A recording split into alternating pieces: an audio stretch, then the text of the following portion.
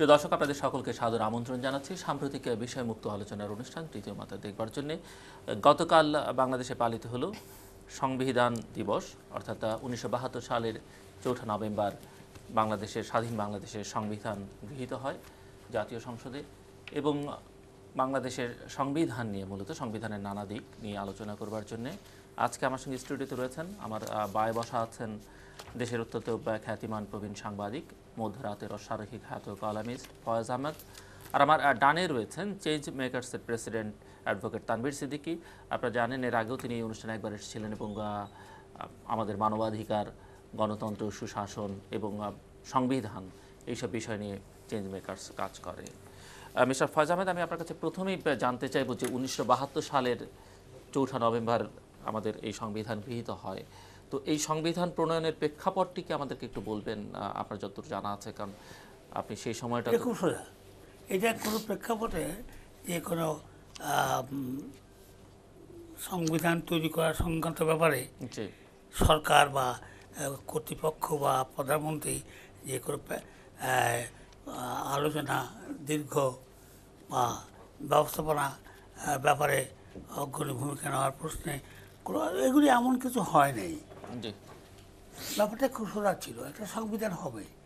আমার দৃষ্টিকোণ থেকে বিভিন্ন রাজনৈতিক দল বা পার্টি এবং বিশেষ করে আওয়ামী লীগ পার্টি মেইন ক্ষমতাশীল, তাদের বক্তব্য প্রধানতই থাকবে। এই বেসিসে জনগণের অধিকারের প্রশ্নে ভিত্তিতে একটা সংবিধান হবে। এটা কোনো অসুবিধা হয় না কর্তৃপক্ষের। প্রধান সহায়ক শক্তি হিসেবে কয়েকজন লয়ার ছিল আমাদের দেশের বিখ্যাত, তার মধ্যে একজন তো গভর্নমেন্টই ছিলেন, সে হলো ডক্টর কামাল হোসেন, গভর্নমেন্টের লোক, তিনি আওয়ামী লীগের লোক। আরও লোক বাইরে কিছু ছিল যাদের সহযোগিতা সাহায্য নিয়েই এটা করা হয়েছিল।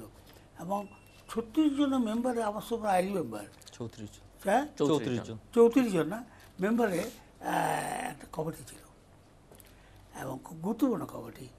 তারা কনস্টিটিউশন তৈরি করেছিলেন যারা, এবং একটা নির্ধারিত মোটামুটি সময়ে এই কনস্টিটিউশনটা করা সম্ভব হয়েছিল। বিকজ মেইন যে সমস্ত জায়গা ছিল সেগুলির ব্যাপারে দ্বিমত কারো বিশেষ ছিল না, এবং এরা সবাই অভিজ্ঞ ব্যক্তি এই অর্থে যে তারা লয়ার বা বিশেষ কনস্টিটিউশন সম্পর্কিত জ্ঞানী ব্যক্তি ছিলেন। তো সংবিধান গৃহীত হবার পর এটি নিয়ে তেমন কোনো প্রশ্ন কেউ ওঠেনি। এইগুলি সংশোধন করতে করতে বিভিন্ন রকম সরকার এসে তাদের রাজনৈতিক কারণে তাদের সুবিধার জন্য তারা সংশোধন করে কনস্টিটিউশনটাকে সর্বনাশ করেছে আমার মতে। তো আপনি কি আমাদের মূল সংবিধানটিকে একটু ডিফাইন করবেন, মানে বলবেন যে এই সংবিধানটি আপনার কাছে কেমন মনে হয়েছিল তখন? আজকে তো অনেক প্রশ্ন আছে, আপনি বলেছেন যে সংশোধনীগুলোর কারণে এই প্রশ্নগুলো এসেছে, কিন্তু আবার যখন কথা হয় যে সেই মূল জায়গায় ফেরত যাওয়া আমাদের দরকার এবং সেগুলো নিয়ে নানা ধরনের বিতর্ক, সব মিলিয়ে আমি বলছি যে যতদূর এটা সম্পর্কে স্টাডি করেছিলাম তখন আমি সাংবাদিকতা ছিল পুরো মাত্রায়। আমাকে কোনো কারণে এগুলির উপর দিয়ে সেই মুহূর্তে সেই সময় এই 38 বছর আগেও একটু পড়াশোনা করতে হয়েছে। আমি যেগুলো জানতাম না সেগুলো আমি দেখে নিয়েছিলাম। আমাকে খুব সরল সহজ একটা পুস্তিকা, বিধান আইন বলে এটাকে মনে হয়েছিল, একেবারে সরল। এটা কোনো জটিল কিছু, জটিল না, কমপ্লিকেটেড বলতে বোঝায় তাও আমি মনে করি নাই তখন। এবং এত সুন্দর আমার কাছে মনে হয়েছে বলা না। কোনো কথা ছিল রাজনৈতিক, যেমন জনগণের অধিকারের প্রশ্নে, আইন প্রয়োগের প্রশ্নে, এগুলি সব কথাই যে এসে গেছে তা নয় তখন। এখন যেমন ধরুন অধিকারের প্রশ্নে অনেক প্রশ্ন আছে, অর্থনৈতিক ব্যাপারও জনগণের অধিকারের প্রশ্ন রয়ে গেছে, সেগুলি খুব সরলভাবে এসে গেছে। এত সুন্দর পাওয়া যায় না। এটাতে আধুনিক জগতে 35-40 বছর পরে এটার যে সংশোধন হবে না তা না, হতে পারে, এই সব প্রয়োজন হতে পারে অবস্থার প্রেক্ষিতে, বর্তমান রাজনৈতিক অবস্থার প্রেক্ষিতে, ইকোনমিক অবস্থার প্রেক্ষিতে এটার সংশোধন হওয়াটা অস্বাভাবিক কিছু নয়। কিন্তু মৌলিক জায়গা যেগুলি ছিল, সেগুলি খুব অসাধারণ বিধান ছিল, অসম্ভব সুন্দর বক্তব্য ছিল, কথা ছিল, অধিকারের প্রশ্ন মানুষের এখানে বৃদ্ধিত ছিল। তা সেগুলিকে বিনষ্ট করার চেষ্টা করা হয়েছে বিভিন্ন সময়ের রাজপুরুষরা ক্ষমতায় এসে, যেমন জিয়া রহমান, তারপরে আরও যারা এরশাদ, যারা এসেছিল, যখন যেটা সুবিধা করতে পারেছে তাই করে নিয়েছে। এরশাদ লাস্ট মোমেন্টে একটা অত্যন্ত জঘন্য কাজ করে বসলো। অষ্টম সংশোধনী, হ্যাঁ, কি অষ্টম সংশোধনীর কথা বলছেন? হ্যাঁ, সে বলছিল যে ইসলাম আমাদের রাষ্ট্রধর্ম, এটা কি কোনো প্রয়োজন আছে? কোনো প্রশ্নও ছিল না, এবং সে এটা করলো। এবং একটা পারে চিন্তার একটা আছে, আমার সে সাবা করি। আসবো আপনার কাছে। অ্যাডভোকেট তানভীর সিদ্দিকী, আমি ব্যক্তিগতভাবে এই বিধানের বিরুদ্ধে সৈয়দ ইশতিয়াককে দিয়ে একটা কেস করিয়েছিলাম অষ্টম সংশোধনীর বিরুদ্ধে। হ্যাঁ, অষ্টম সংশোধনীর অষ্টম সংসদের বিরুদ্ধে, এবং আমি নিজে হাইকোর্টে উপস্থিত হয়ে আমাকে করতে হয়েছিল। ইশতিয়াক ছিল তার লয়ার, এবং সেইটা আর উঠতে দিল না, কোনো সরকারই উঠতেই দিল না সেই সংশোধনীটা। এই জি, আসবো আপনার কাছে। অ্যাডভোকেট তানভীর সিদ্দিকী, আপনি আমাদের মূল সংবিধান, যেটি ৭২-এর সংবিধান বলা হয়, সেটিকে আপনি আপনার দৃষ্টি থেকে কীভাবে ব্যাখ্যা করবেন? ধন্যবাদ। আমি আপনাকে এবং আপনার মাধ্যমে চ্যানেল আই কর্তৃপক্ষকে ধন্যবাদ জানাচ্ছি যে আজকে যে একটা সংবিধান দিবস, এই বিষয়ে আলোচনা অনুষ্ঠান করার জন্য এবং আমাকে সুযোগ দেওয়ার জন্য। আমাদের জাতির, বাংলাদেশের যে অভ্যুত্থায় মানে অভ্যুদয়, সেই অভ্যুদয়ের সঙ্গে যে কয়টা জিনিস ওতপ্রোতভাবে জড়িত, তার একটা হচ্ছে সংবিধান। আমরা একটা স্বাধীন দেশ পেয়েছিলাম, একটা স্বাধীন পতাকা পেয়েছি, এবং যেটা ফয়েজ ভাই বললেন যে অনিন্দ সুন্দর একটা সংবিধান আমরা পেয়েছিলাম।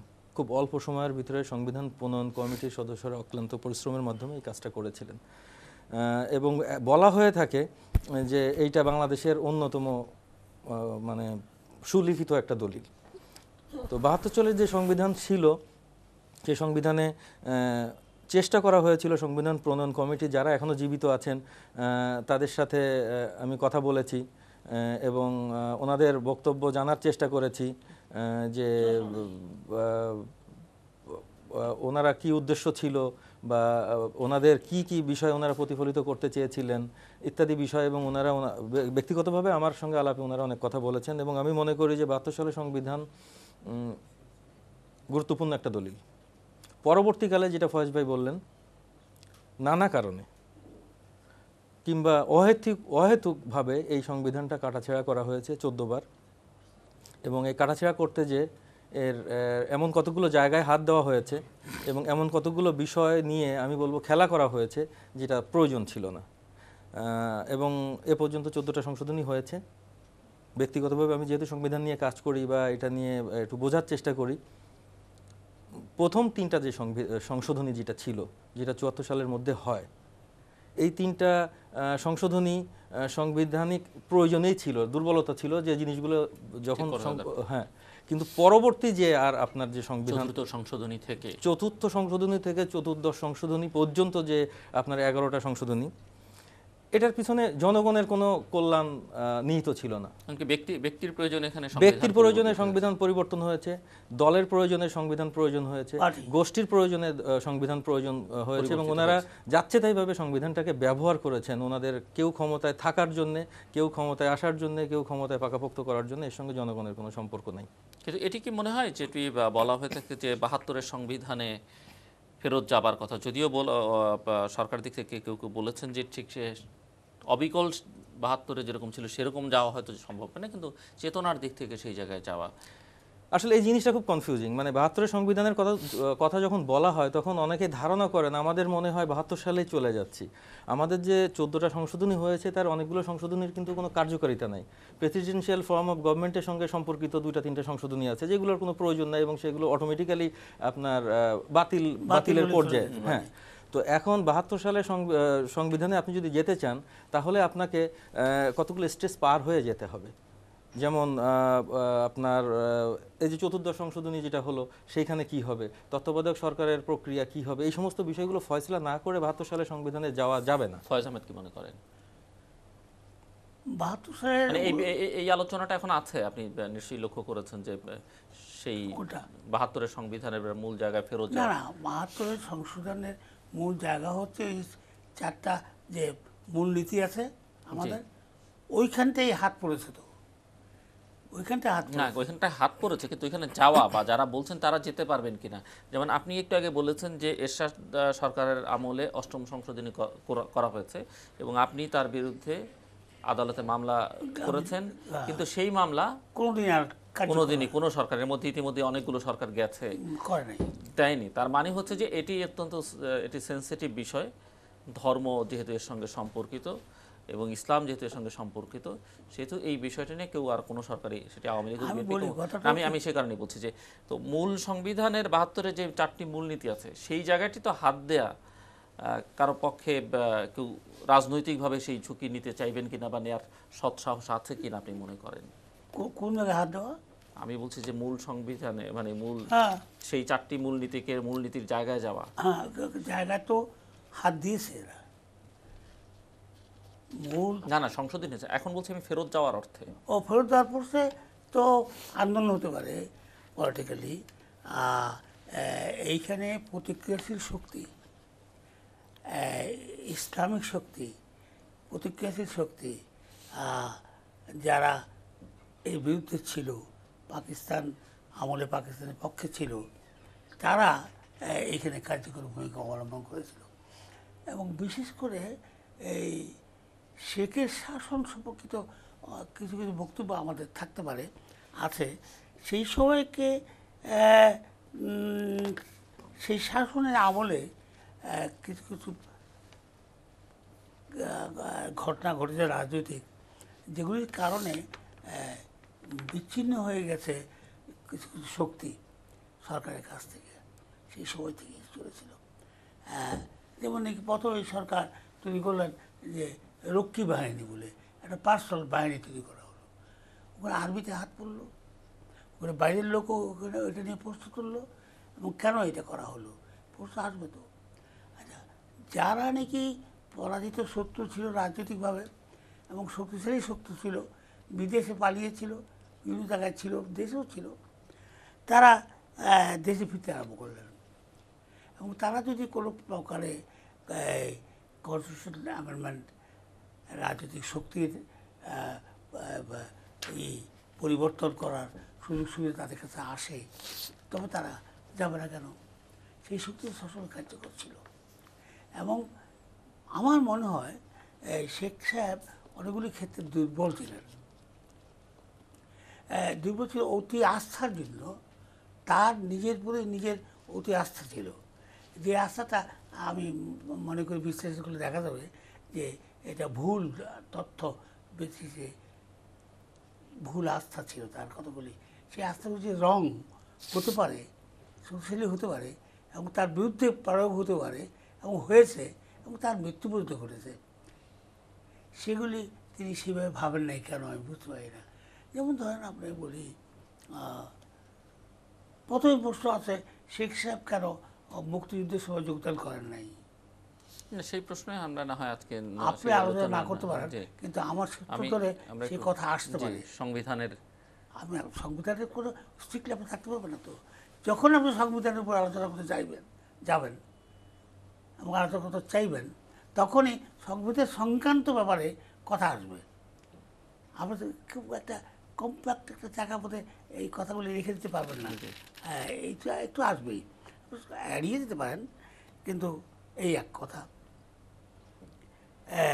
তিনি ধরে নিলেন যে তাকে কেউ হত্যা করতে পারে না। এটা একটা অদ্ভুত ঘটনা চিন্তার। এই চিন্তা অত্যন্ত ভুল ভ্রান্ত চিন্তা ছিল তার আগোড়া। এবং রাতের বেলা পর্যন্ত তাকে বলা হলো তুমি সরে যাও, গেল না। তার বাড়ি থেকে দুবার ঘটেছে তার জীবনে। একবার হচ্ছে পাকিস্তান আক্রমণের রাত্রে 25শে মার্চ, হ্যাঁ 25শে মার্চ রাত 71 এই ঘটনা ঘটলো। আবার এই তার মানে অন্তত 2-3 মাস আগে থেকে ঢাকাতে বলা হচ্ছে শেখের উপর আক্রমণ হবে। সাধারণ লোক কথাবার্তা বলতো এগুলো নিয়ে। তার সে যে খুব একটা খারাপ জায়গায় আসার প্রচুর তিনি বিশ্বাসই করতেন না। কেন বিশ্বাস? তার জন্য একটা বাড়ি বানানো হলো, বহু কোটি টাকা ব্যয় করে রাতারাতি তার সেক্রেটারিয়েট এবং তার গৃহ, প্রধানমন্ত্রী খুব প্রোটেক্টেড গৃহ, এবং তারা গুলি কদ্দূর থেকে আসতে পারে তার পরিমাপ করে ধরে সেগুলি করা হলো রাস্তা থেকে, এবং খুব তাড়াতাড়ি করা হলো। সেখানে দিতেন না, এবং তার মেয়ে যেতে চান কিন্তু তিনি গেলেন না। তো এইগুলো তো ভুল ত্রুটি আছে অনেক। আমি আসছি আপনার কাছে আবার। আর কনস্টিটিউশনাল ব্যাপারে আরও অনেক বক্তব্য যেগুলি উনি বলবেন। যে আমি একটু তানভীর সিদ্দিক আপনার কাছে জানতে চাইবো যে এই যে বাংলাদেশের যে সংবিধান, রাষ্ট্র পরিচালনায় এই সংবিধান আসলে কতটা মানা হয়েছে বা এই সংবিধান অনুযায়ী চলা হয়েছে বাংলাদেশের? এটা খুব একটা গুরুত্বপূর্ণ কোশ্চেন। মানে আমার মনে হয় একটা মৌলিক প্রশ্ন আপনি জিজ্ঞেস করেছেন। আমি ব্যক্তিগতভাবে মনে করি যে রাষ্ট্র পরিচালনায় বাংলাদেশের সংবিধানের কোনো অবদান নাই, কোনো অবদান নাই। সংবিধান কেউ মানেন না, মানেননি। তারা তাদের মতো করে সংবিধান ব্যবহার করেছেন, যখন প্রয়োজন হয়েছে তখন সাংবিধানিক যে সমস্ত বাধ্যবাধকতার কারণে তারা কিছু করতে পারছিলেন না বা করতে চাচ্ছিলেন সেই কাজগুলো করেছেন। কিন্তু রাষ্ট্র পরিচালনার ক্ষেত্রে যে সমস্ত দিক নির্দেশনা সংবিধানে দেওয়া আছে সেটা হয়নি।